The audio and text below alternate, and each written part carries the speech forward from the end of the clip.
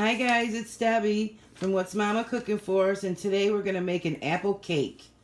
Okay, let's go over the ingredients. We need a pound of apples, which is about 3 or 4 apples, depending on how big they are. Some lemon juice just to keep them from browning. And then for our dry ingredients, we need 1½ cups of flour, 1½ teaspoons of baking powder, 1/4 teaspoon of salt, 3/4 cups of sugar, and a teaspoon of cinnamon. And I'm gonna put some of my cloves and nutmeg in there as well, because I like to just add them. I like the flavors. And then for our wet ingredients, we're gonna need 2 large eggs. And when I'm making any recipe, if it calls for eggs, they mean large eggs. So just so you know that in the future. 6 tablespoons of butter, melt it, and then brought back to room temperature. 1/2 teaspoon of vanilla, but I'm out of vanilla, so I'm using almond. But you can leave it out, or you can, put whatever you like. And then we need 2 tablespoons of milk, 3/4 cups of walnuts, and 1/3 cup of raisins. But I just realized my jar of raisins is empty, so I don't have no raisins. But it's still going to be delicious. But you would use 1/3 cup. Oh, and we also need apricot preserves. And that's just it makes like a little glaze on top. And you can leave that out as well if you don't have that. And I got this recipe from thejoyofbaking.com. And she has a YouTube channel. And she makes a lot of great desserts and a lot of great things. So if you guys want to go check her out. And yeah, I got this from her. So I'm going to get everything set up and put your stove at 350. And we're going to cook it for 35 to 45 minutes. Okay guys, so I got it all set up, and in this smaller bowl I have the dry ingredients, and that's my flour, and then I'm going to add my sugar and all my spices, and I just want to make sure I said a teaspoon of cinnamon. And then what I did, is I put 1/8 of a teaspoon of nutmeg and 1/8 of the cloves, but that's not in the recipe, but if you want to add it, or you can just leave it out, in case I didn't say that in the beginning. And then our salt, and then our baking powder.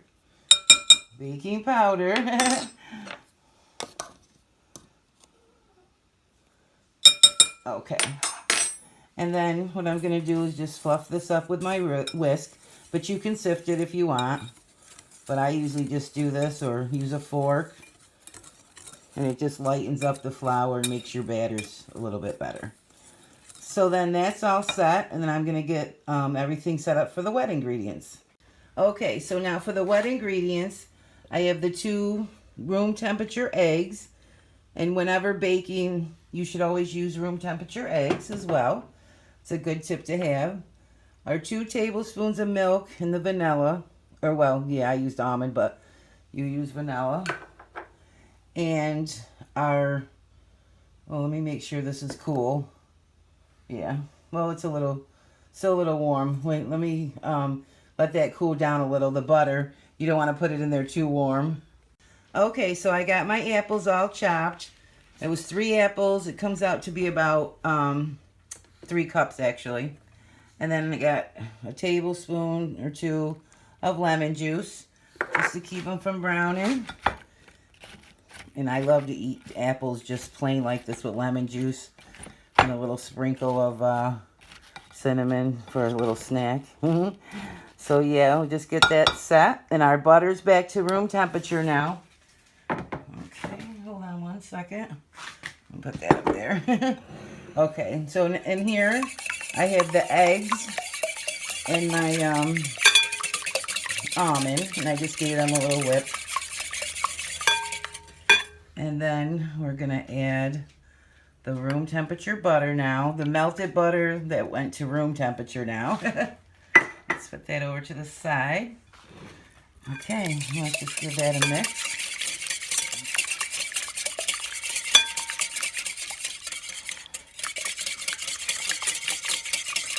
Okay, I'm going to continue mixing that, and then we'll add our flour.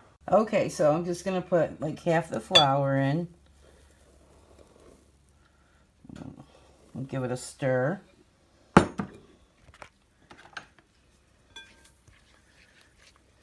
the lady, I can't think of her name, on The Joy of Baking. She did all this in her mixer. So you can do this in your mixer, or you can use your handheld mixer. I just usually do it by hand. I don't want to wash any other things. Okay, and that's it, guys. That's it for our batter. And it should be thick like this. Oh, and the milk was in that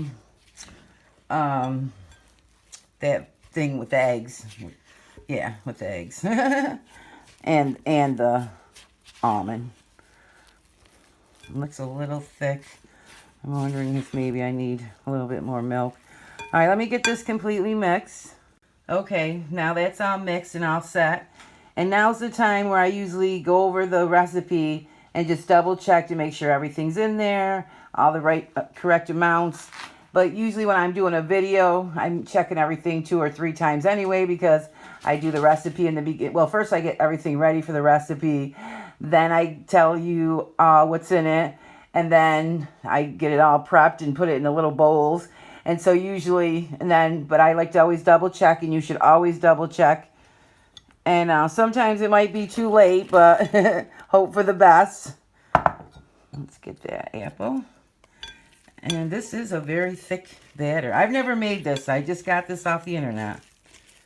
But I love anything with apples. I love making anything with apples. But, you know, sometimes making an apple pie, it's like so much work with the crust and all that. And here's our walnuts. And, of course, we don't have the raisins, but you would add them in now.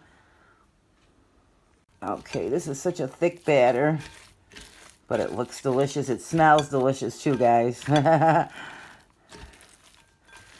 So I'm just going to get this all mixed in thoroughly off camera. It's only going to take me a second, but it's hard to do with one hand because it's a little stiff. And get my pan ready. We got to butter our pan, and it's an 8x8 pan. Okay, so I have the batter all mixed now. And I have my 8x8 pan ready. And this is the one I was telling you guys if you watch my banana bread. It's this cute little pan. It came with a top, so you can actually carry the cake. Or just keep it here and store it on your counter to keep it fresh. And I paid 10 cents for it at a yard sale. And I just love this pan. And it's going to last forever. But I'm going to do this the hard way because I only got one hand. And put all that batter in there. That's a thick batter. I wonder if we would have put the raisins in there. It's going to be even thicker. I was thinking about adding more apples because we didn't have the raisins. Or actually, I would have used craisins, actually, which are just dried cranberries. And because we didn't add those, I thought maybe I should put some more apples, but this looks like plenty of apples. So let me get this in the pan. Okay, it's all ready to go in the oven. The preheated 350-degree oven for 45 minutes. And I scrape my bowl down, scrape it as best you can. That means less washing you have to do. Rinse it out with scalding hot water, and it practically rinses out itself. And then just wipe it out with your soapy water. But yeah, so let's get this in the oven, and then I can go rest because I'm tired. Yeah, that was a lot of work for me, but for you it's probably a lot easier. But so yeah, it takes a lot out of me. So I like to do it in stages. But anyway, oh, I wanted to say, I buttered all the way up to the top of the pan because I'm not sure how much this cake rises because it's my first time making it. But you should do that anyway, just, you know, so it makes the pan easier to wash and it makes your cake easier to come out.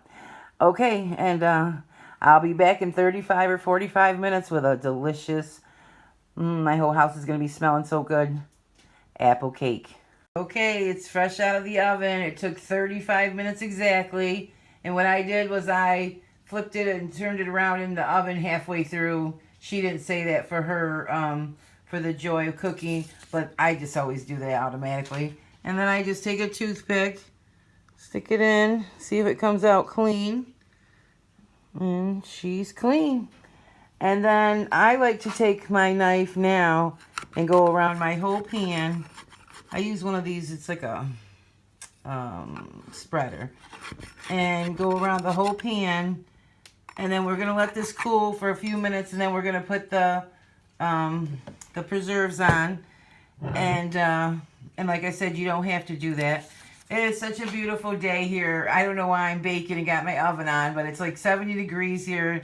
It's been this way up here in upstate New York all week. Beautiful. But this time of year, you know, October, November, we all want to start making things with apples and pumpkin. And I can't wait to make a pumpkin pie. But I have a great pumpkin pie recipe. I'll put a playlist up here, and with some of my desserts if you're interested. And the pumpkin pie one is so good and so easy. And I got that one from Food Wishes, and he's got a great YouTube channel too. But I've always made pumpkin pies with my mom. She taught me years and years. But I wanted to try something different, so I checked out his. And I want to also make sure I told you guys that I used Granny Smith apples in case, I mean, usually everyone knows when they see those green ones, they're Granny Smiths, but just wanted to make sure I let you guys know that. And yeah, subscribe if you like this recipe. Subscribe to my channel and share my videos. And if you like this recipe, which, oh my gosh, it smells so good in here, you guys. I can't wait to have a bite. Show me some love. And I hope you guys try it. It's so easy, so simple. So let's let it cool. Okay, so I melted the preserves down. And on the YouTube channel, she strained hers. But I'm just going to leave it in there kind of chunky. I don't think it would be any different if you were, you know, having some delicious raisins. So the little pieces would be good. And I think that was like a 1/3 cup. I put a little bit more just because I wanted mine to be a little thick and chunky. But she called for a 1/3 cup and strain it through like a little sieve. And you can even leave this part out if you want. See that you're just going to get little chunks here and there, that's all. But I let it cool for about 10 minutes before putting this on. And then we're going to eat it and serve it warm, because apples are delicious warm.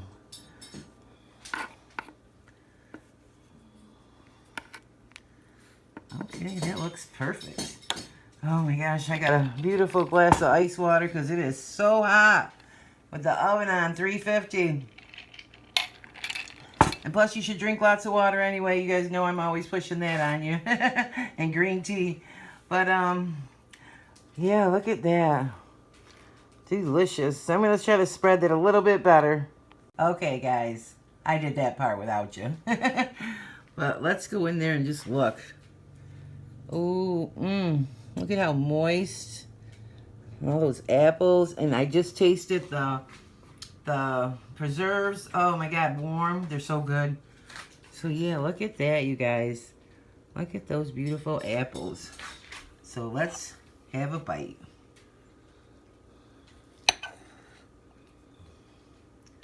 Let me show you. Ooh, it's still warm.